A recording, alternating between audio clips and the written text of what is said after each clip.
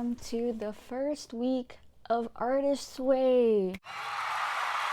I'm actually filming this,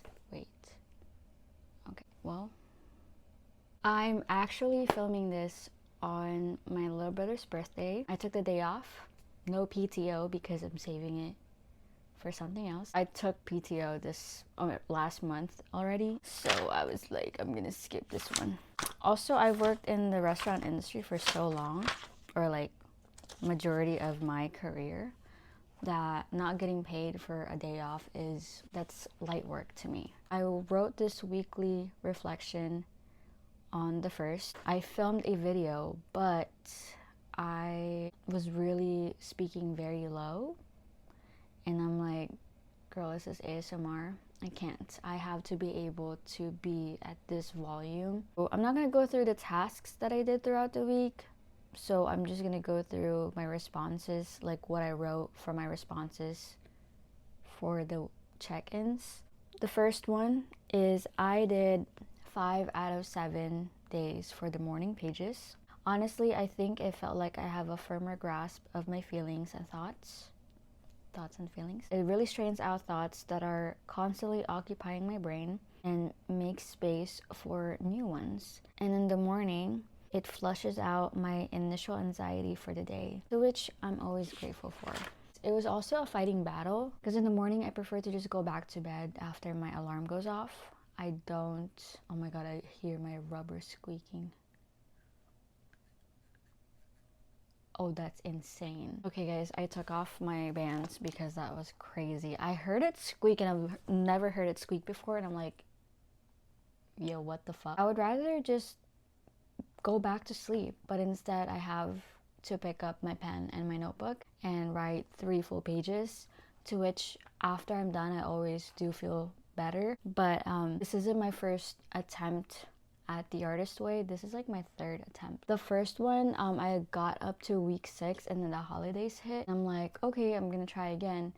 And then my birthday happened, and then Valentine's Day, and I was just really busy socially, which is my fault. I just wanted to see my friends and family at least once a week. And so on top of my routines, my days were full. Anyways, I'm getting off track. For the second one is my artist date for this week was early voting and finishing Frankenstile while in line, because that line for the early voting, I went to one of the local libraries. I shit you not, looked like a concert line. Girl, you would think like we're camping out for hairstyles, which is like really good. I heard this was the biggest turnout for a non-presidential election in 20 years. And a veteran in line told me that. I trust him to some extent. Also getting my stud re-pierced. I was out in the world for like 4.5 hours. I've been on a lot of artist dates prior to this, so this didn't feel remarkable. It was an ordinary Friday night and I was in bed by 11 p.m. I think I went on links about the day that I had on a previous video, so I'm not gonna get into too much into it, but a little rundown is that I worked from home that day. I was out the door by 5:30 p.m. and that's when I got in line to vote. But there's this middle-aged man and he was talking to this young man, and they were talking about pickleball for a minute, and then mind you, like because we were like wrapped around, and so once we were kind of just like halfway through and then we're at the door, that gentleman got there before I did. Whenever it was already like 6 p.m. ish, he got out of line because he had dinner plans. I know because I heard him talk on the phone. Oh yeah, so it's this one. This was the re-pierce. Last thing is how I actually felt this week, or the first week, because right now I'm filming this in the 2nd week, but that's a whole different thing on its own, and we will talk about it next week. So this week was so big on letting people be. I realized that my embarrassment often comes from being ashamed of showing up as I am and not being able to control how people perceive me. And that's why I make such great efforts to come off as friendly or nice, because my greatest fear is not being liked or accepted. But this only lasts for like a good hour until I'm reminded that I don't even fuck with people like that, and I'm extremely selective of who I choose to have in my circle. Going back to what I said, I want to be in control so bad because accepting that I'm not means actually focusing on only myself. And I don't know why I would want to keep minding other people and their actions. The most freeing thing I've discovered is that despite showing up for other people, despite taking the measures I can to be there for them, to support them, at the end of the day, I am not responsible for other grown-ass people's actions or feelings. I am only responsible of my own. People are free to do whatever the fuck they want, and I am not to answer for that. I can only control what I say and what I do, and that takes a lot off my chest. That's a very blanket statement, because when navigating personal relationships, we owe each other kindness, respect. This is more so, okay, it's personal, right? Like, this is what this entire fucking series is about. Week 1 of Artist Way also coincided with me reading the Let Them Theory by Mel Robbins. I don't know anything about her except that she's the author of this book. And reading her book throughout the last 2 weeks of February, it really enhanced the mindset that I had written down, which is that the only thing I can control are my actions and my feelings, right? And even feelings is to a point. Well, I think I'm thinking about emotions.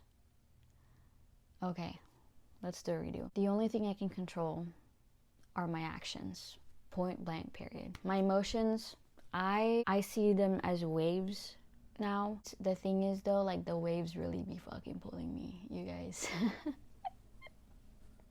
The waves are pulling me. I know that life can't always be up, and that's why when life is up, like, I need to be present and I need to be grounded and I need to appreciate it for what it is now. I can't constantly think about, like, well, if this was right here or if XYZ was happening, like, this would actually be a lot better. Like, I can't, because this is it. This is all I got. I get so in on my head about just trying to paint the perfect picture for other people as well. Throughout my friendships, like, I have received comments about, like, how I give good advice or, like, I provide really good insights. I'm realizing that I'm just telling people what to do with their life, which is like, okay, I'm not even gonna get into that. Okay, I just accidentally kicked my fucking phone stand with my big ass toe. The Let Them Theory has helped me take deep ass breaths and take a step back and really remind myself that I cannot control other people. I can try and influence them as much as I can, but even then, the decision falls on them doing exactly what I want them to do, which will never be 100%. And trying to control people and their behavior will never ever end well. There were many moments throughout this week where I'm just like, well, girl, you're approaching the situation the way you think is best, the way you want to, regardless of the opinion I have about it. Like, that's for me to have, but I'm not in position to really tell you what to do. At first, it feels like I'm giving up some type of power, but really, bitch, what is happening is I'm freeing myself from responsibilities that I put on me. Cause it's like, you said what the fuck you said, you did what the fuck you did. I didn't do that. I didn't say that. You did. So why am I letting it affect my peace? Why am I the one that's getting affected by it? When you're the one who fucking did it, when you're the one who fucking said it, you sit with that, bro. You sit with it. Why would I sit with that? And honestly, it's been really good. I offer that to anyone who is fucking listening, to anybody who is fucking watching. I offer that to you, and I want you to go run 10 miles with it. Reminding myself that, like, the perspectives that I have, the life experience that I've had, like, this is mine. Every perspective is unique to its own. I give you one situation, you're gonna see it differently than I do, because you have your own personal experiences that you have gone through, your own lessons that you have learned, and my own lessons that I have learned. It makes so much sense, and it's so simple and so obvious this whole fucking time, and yet here I am in front of my fucking phone talking about it. It has helped me detach from things that would normally irritate and aggravate the fuck out of me. And that is to everyone, and myself included, to everyone's personal benefit, I'm gonna be honest. Especially at work, the amount of times I have backspaced, because people just be saying the stupidest fucking shit ever known to man, and they're like 2 decades older than me, and they're saying this to me, and they think I'm stupid, and I'm just like, and then I read it and I'm like, I don't need to say that. Backspace. Because that's all you can do. That's all you can do, really. I mean, you could do more, but like, girl, it's not worth all that. With that said, I'm excited for what week 2 has to offer, even though I'm literally in the middle of it. Well, I'm excited to film it. I'm looking forward to week 7 because I stopped at week 6, but we will take it week by week. Okay, let's not get a little too crazy.